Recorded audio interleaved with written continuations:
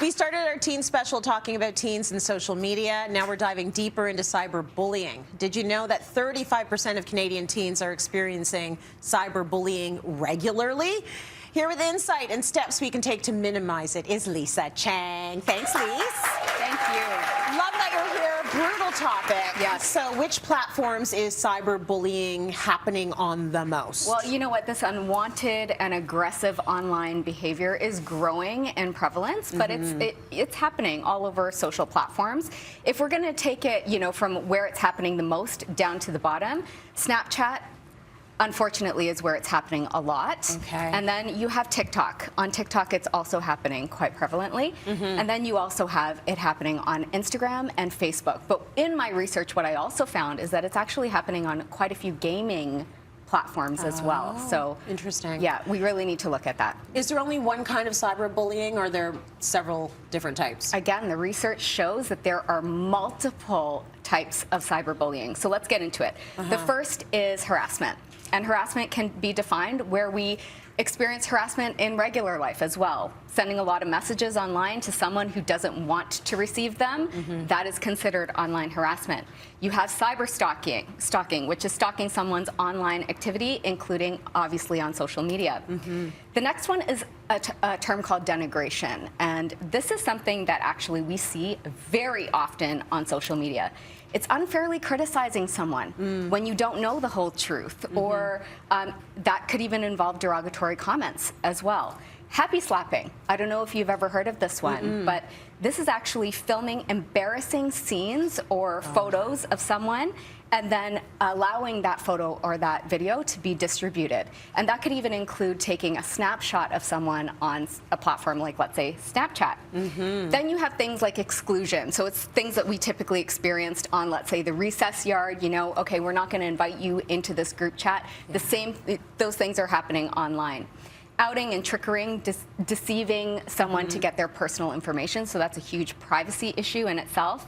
Impersonating, and then you have indirect threats. And where threats are concerned, that's where you would need to escalate the situation and get authorities involved. Absolutely. Okay, so how do you know the difference between online bullying and just like jokes? Well, you know what? Even when we were kids, right? Kids can be cruel sometimes. Yeah. And they're going to sweep it under the rug as a joke. But the reality is that we have to teach what is called digital literacy. And it's really about, being critical of the way you feel online. If something is coming off as a joke and you don't feel like it's a joke, that's something to look at. But if it's happening over and over again and you've tried to address the situation, this is where cyberbullying comes into play. So again, we have to know where our boundaries are. As parents, we have to be able to teach this to our kids, teach them boundaries, and teach them that it's okay to demand respect, even on a social platform. Yeah, and teach them that whatever don't send out anything you don't want to receive, right? Don't give that if you don't want to get it back. What can be the effects of cyberbullying? Because I can imagine it can be very debilitating. Very debilitating, and it happens in multiple ways. So the first, of course, is mentally. It's going to attack things like your self-esteem, your confidence, the way that you show up in the world, much less the way you show up online. Then, of course, the way it's affecting you mentally is going to affect the way that you show up emotionally. So this can, ignite all kinds of emotions, from anger to embarrassment, all types of things. But the biggest one that we as parents have to look out for with our teens is the way that it's affecting you physically. Are you seeing your teens have sort of a loss of sleep? Are they tired? Are they experiencing things like stomach aches for no reason? That's where anxiety comes into play. But then they might be coming home with unexplained injuries or bruising. And of course, what we covered here today too is things like eating disorders or even suicide. And that's a reality that we absolutely have to look at. What advice do you have for the parents, other than like getting on the apps with them? You know what? A great reference point comes from the Dove Confidence Kit. I'm always going to stress that from a family perspective between the parents and the teens, communication and collaboration is key. I know that oftentimes that communication can be a hard thing, especially on social platforms. Sometimes the parents don't want to overstep, and a lot of times the teens don't want their parents to be involved. But we have to come together as a team in order to figure out what are safe boundaries.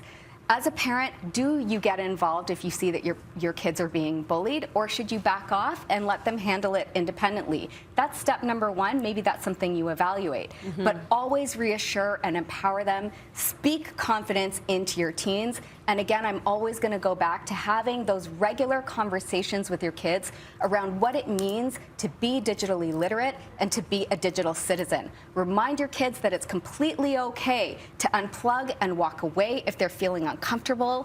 If the way they're feeling about a post doesn't feel quite right, it's okay not to feed that algorithm. Spot patterns or block on social media is a big, big thing. Find out when bullying is taking place.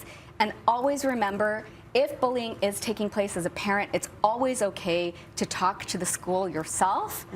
Biggest thing that I'm going to say is it's important as parents that you have to use and get familiar with the app yourself. Yeah. Okay. Biggest thing. And block and bless, block and bless. Block and bless. Right?